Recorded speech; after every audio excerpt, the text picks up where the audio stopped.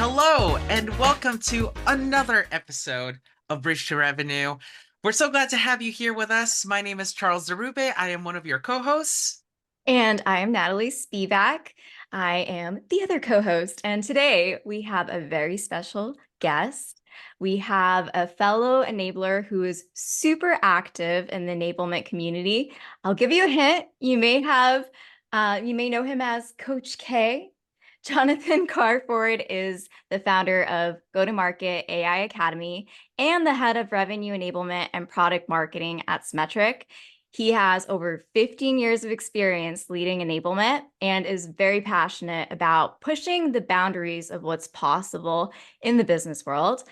Jonathan especially specializes in developing, delivering, and implementing revenue and AI enablement programs for a lot of different companies, from startups to Fortune 500 clients. And on top of it all, Jonathan is a rock singer too. So he's a busy bee. Welcome to the show, Jonathan. We're so happy to have you. Thank you. And you actually said my last name correctly, which never happens, by the way. So kudos to I'll you. be honest, I did look at your LinkedIn profile because I did Got the not hint. want to botch it. So yeah, that helps. Well, kudos. Good job for doing that. That's amazing. Thank you. I'm very, very glad to be here with you too. Well, Jonathan, we'll start off with the most important question, which Yes. is, because you're a rock singer, what is your go-to karaoke Oh, song for rock? I'm just gonna start there. I don't karaoke, honestly, as weird as No? that may sound. I'll tell you this. I've done live band karaoke. If you've never done that, it's a blast. That's just when you hop up with an actual band and then you perform. It's fun.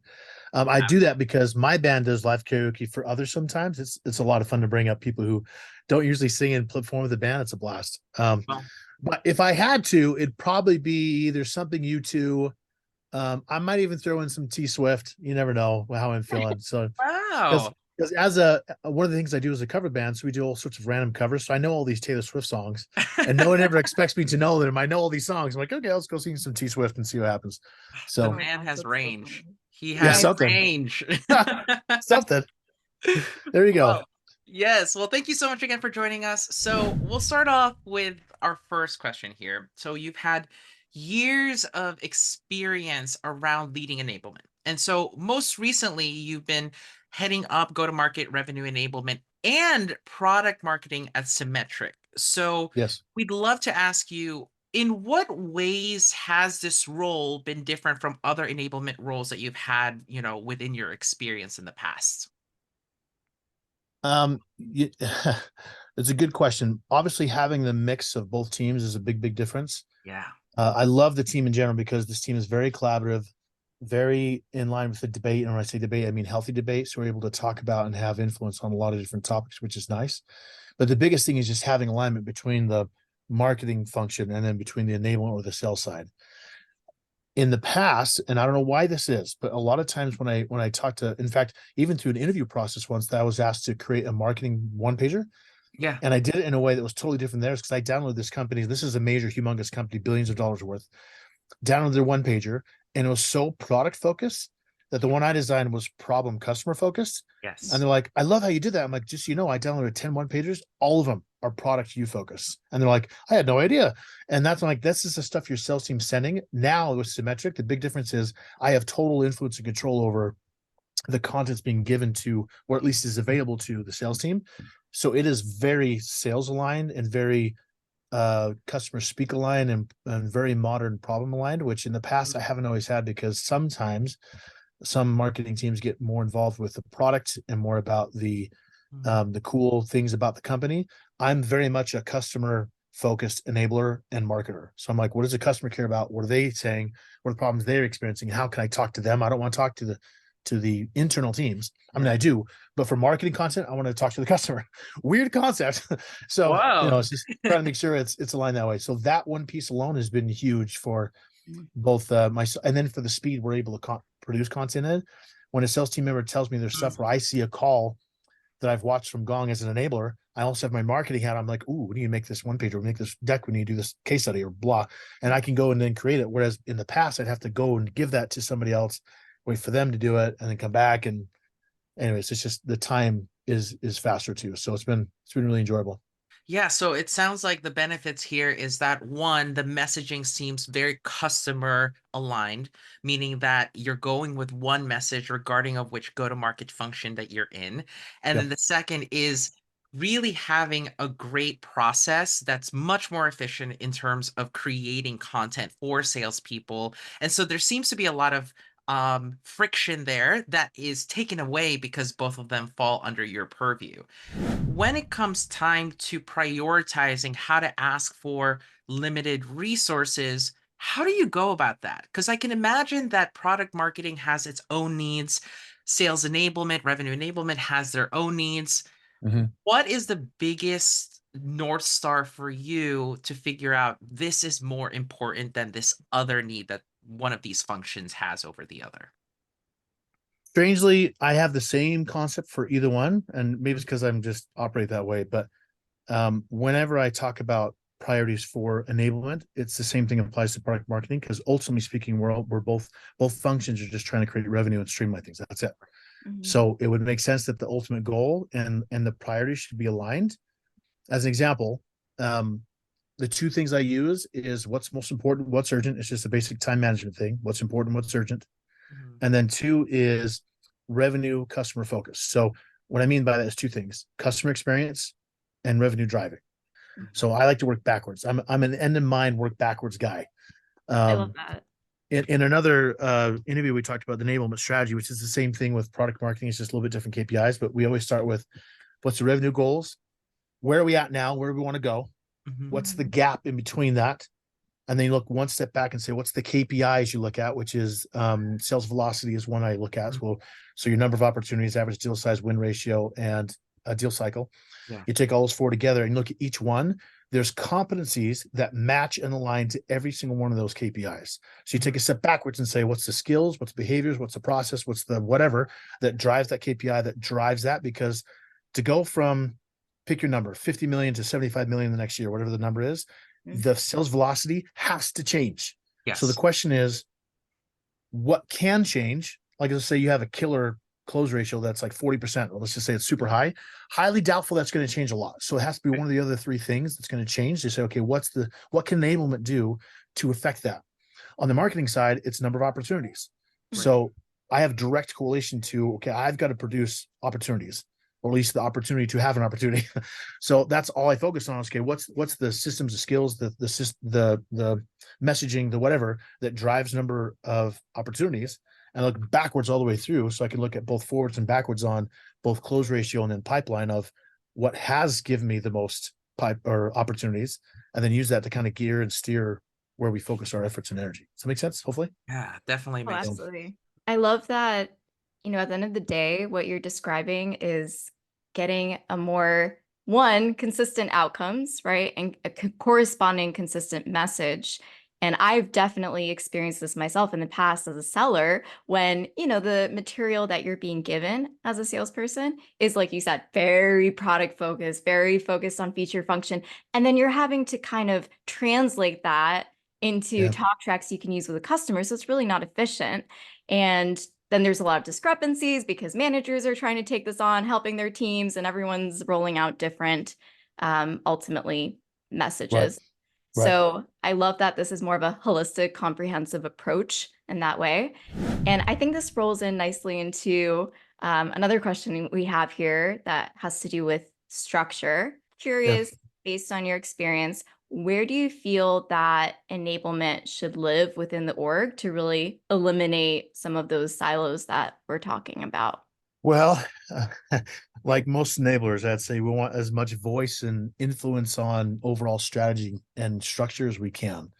So I had a post, and you're probably referring to this, about how there should be an enablement C-suite spot, Mhm. and for specific reasons, but it comes with a couple of caveats. So one is, um, to me, when you talk about enablement, it's this weird, in a good way, mix of a lot of different other departments.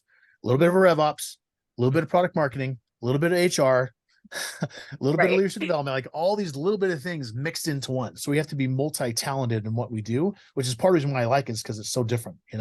But my question is, why is it that just revenue facing teams, it used to be sales, now it's CSMs and SDRs and everyone else, Yeah. why is it just them?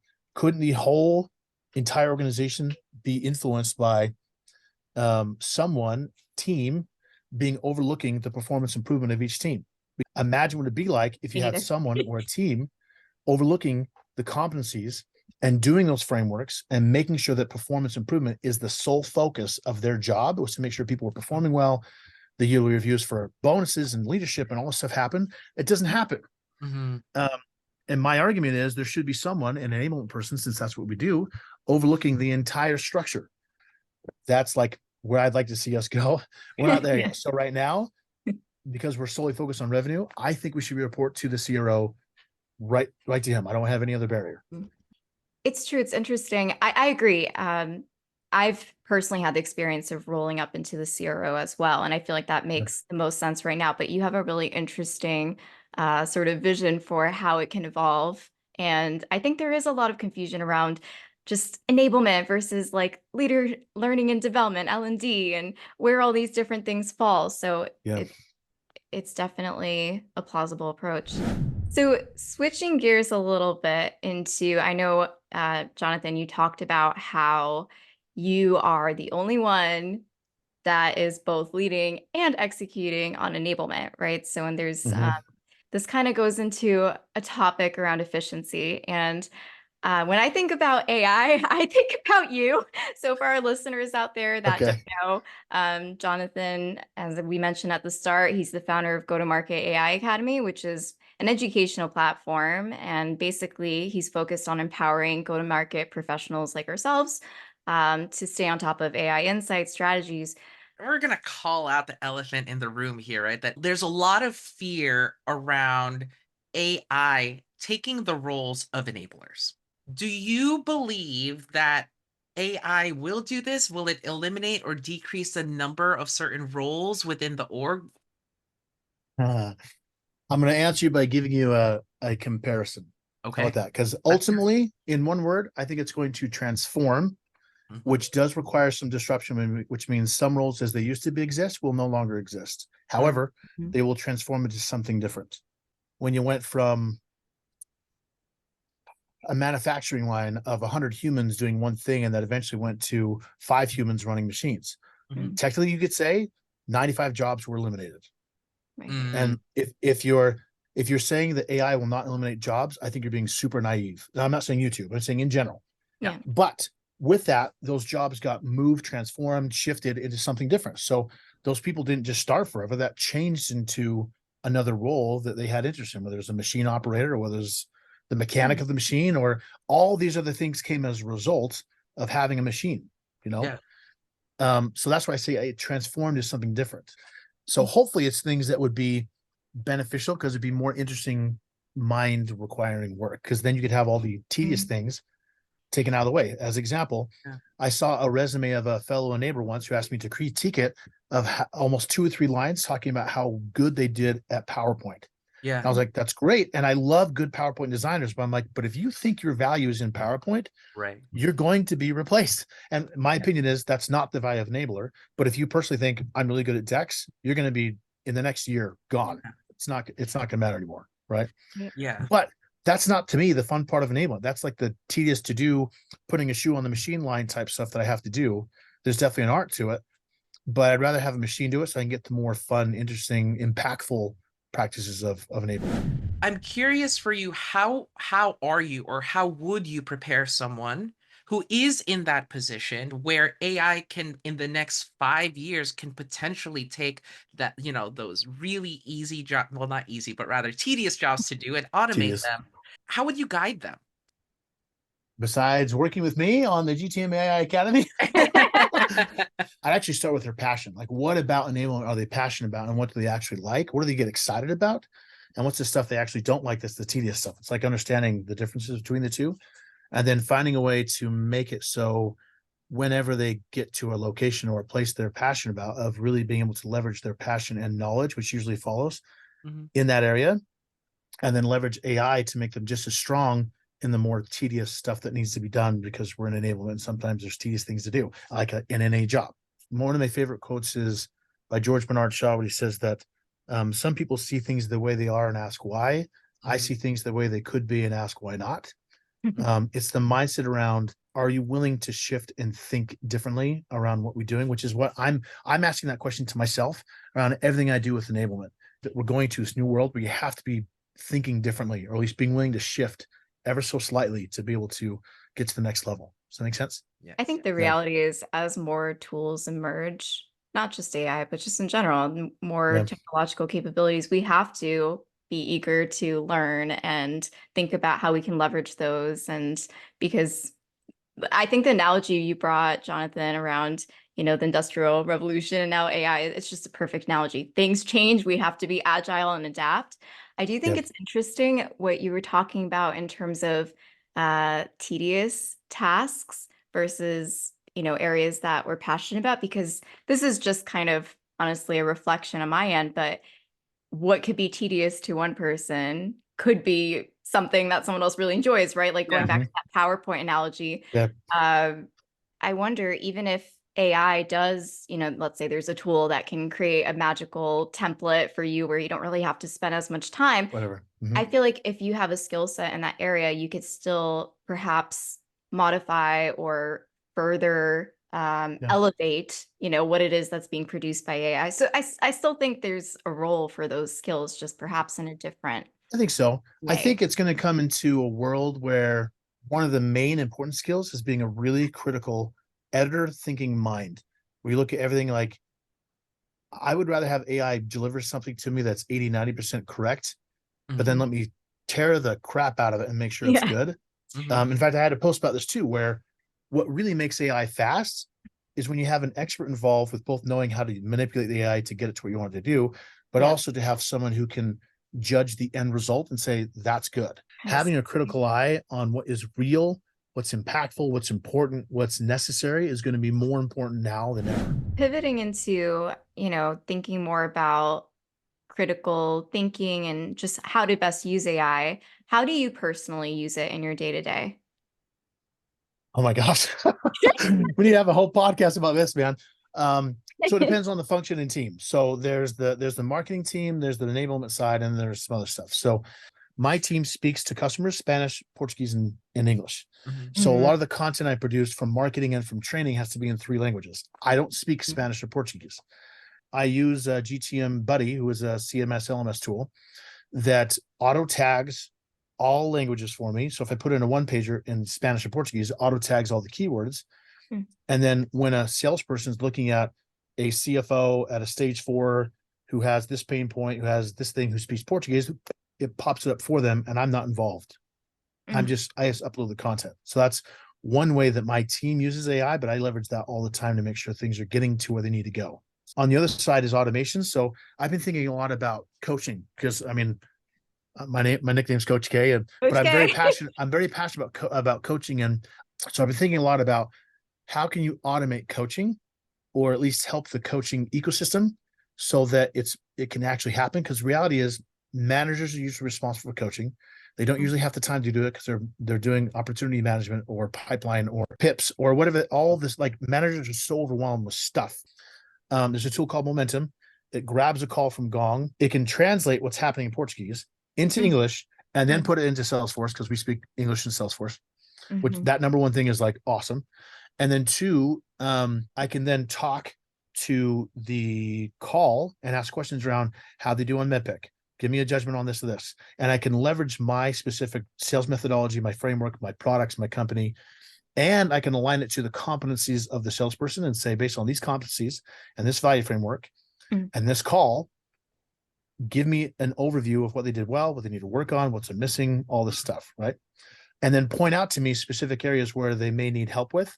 And then that gets automated and hand delivered to their manager.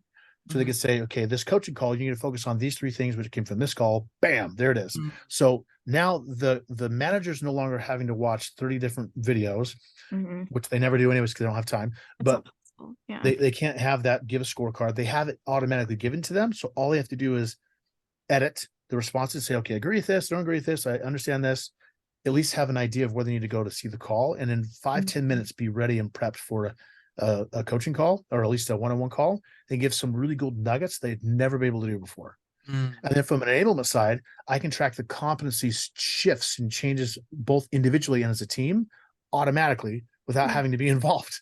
Because before I'd be the one coaching, I'd be the one watching the call, I'd be the one doing whatever. But now I'm like, I'm the one governing the ecosystem to make sure that the outputs, like you talked about before, are quality, that it's consistent, goes to the right person, it's effective, that it's necessary, and that it's things that actually impact performance. Does this make sense? It's pretty cool, the tools that are coming out now. Like, I haven't heard of Momentum, but I have a client I'm working with now that's implementing a new tool called Coachum. Overall, the idea is that it helps automate some of the actions that managers can take depending on data that's being pulled in. Because, Right. like you said, especially for smaller teams, it's just not possible for them to listen to 30 calls of their teammates. Even for larger teams, I've been in Fortune 500 Yeah, companies where the managers didn't have time. It's the same problem, absolutely. whether it's just, but it's like you said, it's like especially for small teams because we don't have the resources. We talked about where AI can be leveraged to drive efficiency. Yeah. Where do you still see the limitations? Thinking about like where human capability is still really needed. Currently, um, right now, it's because we're in the wild west of AI. Limitations are there's a lot of education and knowledge that's needed to get a good output, and that is lacking. One reason why I'm doing the academy is because I want to help mitigate that. Right. And I think as we get going and we move forward, more and more knowledge will come out, get more aware, and the AI will be smarter so we can do better with in the future. But that's one of the biggest gaps is just the limitation of how we even talk to AI to get what we need to get out of it in the first place, you know. Which is huge. Um, and then on the other side, like with enablement specifically, you have things like to me, like content creation, it's awesome, at least for text. I Mm. still have to design things, like it's not quite to the point where I can just throw something in a deck builder and then builds out to my images, my stuff, Mm. my branding. Like it doesn't, it's not quite Mhm. there yet. It's close, but it's not quite there. So the quality level is just not quite there yet. Does that make Mhm. sense? But the Yeah. good news is it's the worst it's ever going to be, which is both scary and awesome at the same time. No, I think it comes back to what you were saying earlier, Jonathan, about that critical thinking, that's the component that, y- yes, you can ask ChatGPT to create a general enablement program, but making sure it's Yeah. relevant to your organization, it's tailored to your needs. That's where we have to put on our brains. And I find that for myself, and Charles, I want you to jump in here and share how you're using it. But for me, I feel like it's a lot of initial drafts that I'll generate through using something like ChatGPT, or even brainstorming, doing some research.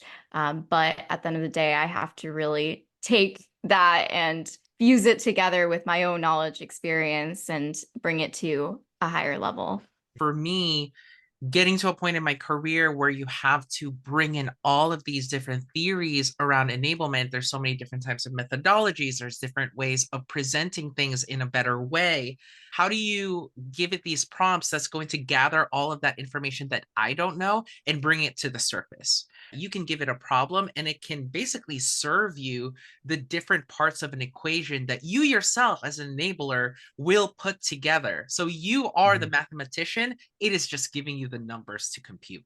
And Mm. that's Yeah. sort of the way that I think about that. But, Yeah. you know, with that said, I'm really curious, what role do you think enablement should have in introducing or implementing AI adoption within a revenue function? Oh, I love you asked the question. So this is one of the ways I think we're going to be shifting as far as our roles. RevOps and enablement kind of go hand in hand with tool usage, right? So they kind of govern like the administration, that kind of stuff, and making sure things are operating and streamlined and just all the functions and flows of each tool. We, on the other hand, enablement more focused on the use of those tools and making sure people actually know how to do it and it's used effectively. And we kind of go hand in hand, right? Yeah. And one reason why I'm doing what I'm doing with enablers specifically is I'm very passionate about showing the value of enablement. And I think AI is one of the ways you can do that because not only can you be the AI expert in your company and for your revenue team, or I should say, not only can you be the AI expert for your revenue team, but you can also be the AI expert, at least as far as enabling others for the entire company. So that's one reason why I thought enablement should be more company broad because you can become that. Mm. How do you enable people on their jobs for Yeah. everybody, not just the revenue team? So I see it more of making sure you understand how people use it, how they can use it, and Yeah. just use the same principles that we already use with enablement to do Right. tool usage and adopting new competencies to work with AI. Like the framework of how we get it done doesn't change. The only thing it changes is the AI tool and the mindset around how you use it and the impact that it can have on business outcomes. Does that make Yeah, sense? it does. So And you know what's like really interesting about being a revenue enabler is that whilst you are seen as someone who could be the teacher as well, you are a student as everything shifts and grows. Because if you yeah, are the owner of enablement technology, everything is growing just so rapidly. And you are always going to be the person who's going to be asked, how do we use these investments in the most effective way possible? Right? yep, And you're growing just as quickly as the organization is in understanding how this technology works. So there's like this weird pressure to also be like, I have to be now the master once these AI technology begins to happen. I need to ramp up quickly as well. And so very exciting. So, when you were talking earlier around what's some advice that you have for folks who are still new to an enablement career when enablement is still at its dawn, it's you got to be a learner. You got to be curious about it. And yep. you have to be quick on your feet to become that master so quickly that your organization goes to you and says, how does this work? You need to have an answer for that. Yeah. So How about for you and your life and your role? If I had to sell this one AI tool and I were a salesperson today, this is the one that I would be selling to people. oh for Hard hitting salespeople, questions. yeah. I'd for sure say again, momentum would be one I'd sell for if I had to sell one. GTM buddies know, and I love those guys, or at least the tool is awesome. There's one called VIDYO, which is an automatic video editor, which is super nice. I sent that one to you. Mhm. You I did. You love that mentioned one. it when we talked. Yeah. Um, Course Factory has been freaking awesome. They build out courses for you. So for me as a course education provider, it's very, very nice. Scribe How is awesome.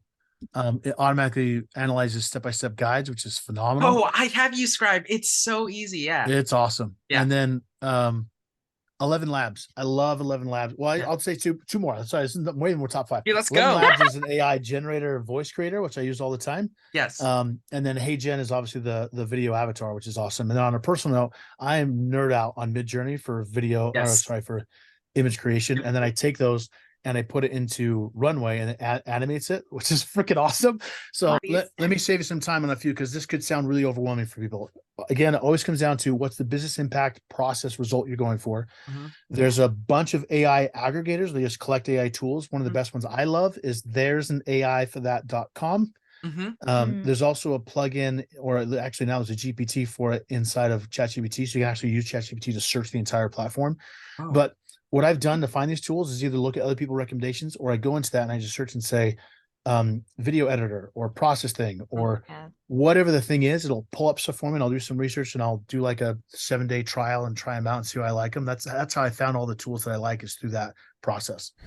We've talked about team structures, AI, reducing silos. So overall, for our enablement and also revenue leaders out there, what's a message that you want them to walk away with from today's conversation?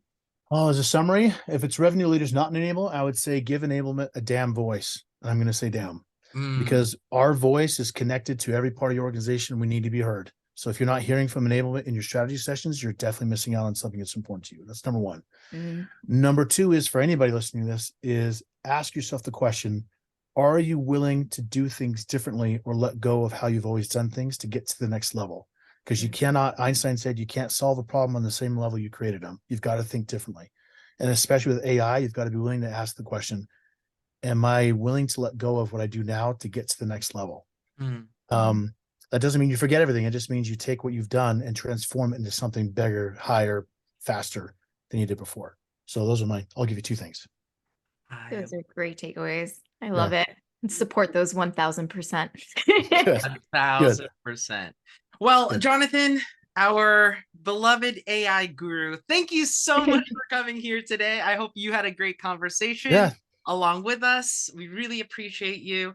For our audience, for more best practices and strategies on how to bridge silos across the org to optimize enablement, Please stay tuned to our next episodes of Bridge to Revenue podcast. But until next time, we bid you adieu.